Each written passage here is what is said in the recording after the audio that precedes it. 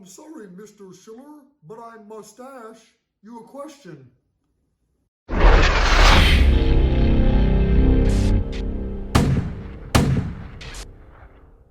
Welcome back. Scott Schiller for Ron Fitzpatrick Jeep Parts and Team G503 here on YouTube.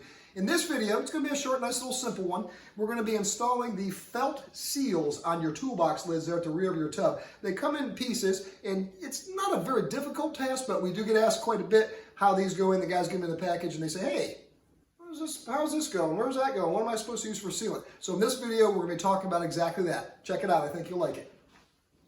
Okay, for each toolbox lid, there's 4 pieces of felt, and if you notice here, there's 2 that are shorter and 2 that are longer, and I'll give you the measurements on those. They measure out from the tip there to about the end at about 9 3/4, and these are 8 3/4, so they're about an inch different. And they're assembled in a way where they piece together as such. The longs are on the top, and the shorts would be on the side like this. So you put them in that order. And I'll be using a 3M black super weather strip adhesive. And this stuff is a little bit messy. It's very tacky, but that's a good thing because it's going to make your felt stick to your toolbox lid.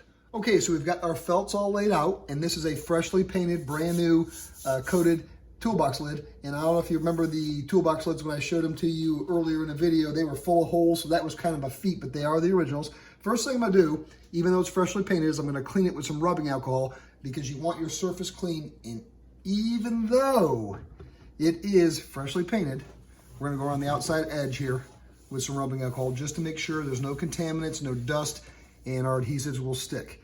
You just rub around the edge like that. Microfiber towel is not going to leave any residue, and we'll let that dry. And there you go, see? And that's not paint, that's dust.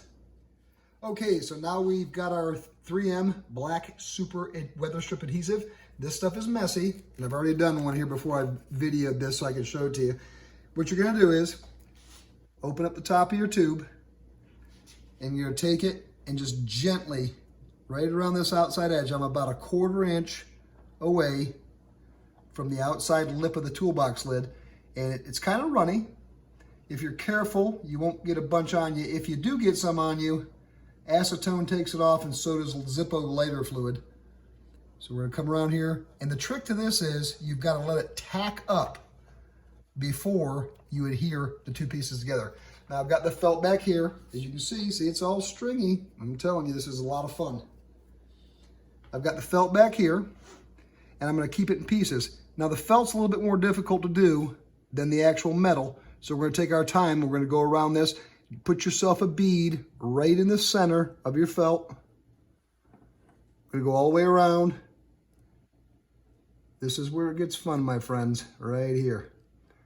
This stuff wants to go everywhere. 1 tube of this 3M, I can't remember the ounces on it, but it should do both of the lids. You just have to kind of work it out. Make sure that you use every little bit of it. You don't want to get on your hands. I'm a little bit globby there, that's okay. We're gonna go around the whole perimeter as you're supposed to put the adhesive to both sides.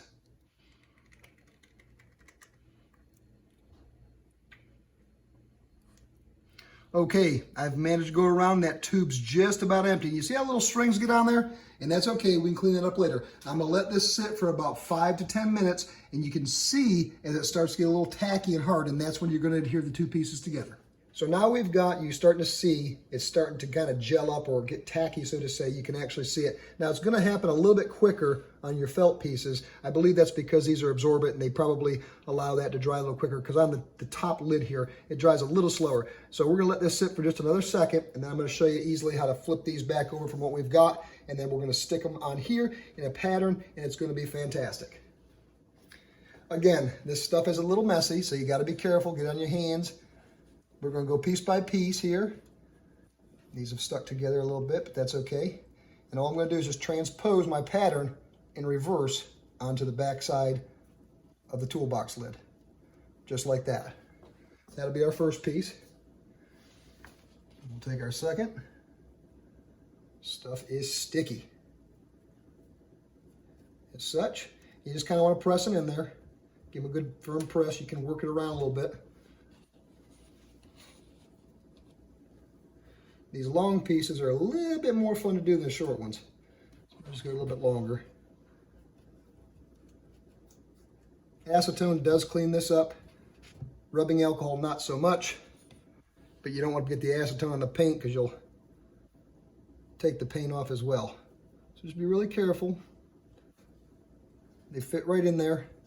These particular felt pieces are made by Joe's Motor Pool, and they're absolutely beautiful. So now we're stuck all on, and you could go back if you wanted to. There's a little teeny bit here and there, but for the most part, that's a neat and tidy job, except for I got a little bit on my fingers. So I'm gonna go clean this up. We'll let that dry overnight, and then we'll be able to install the lid.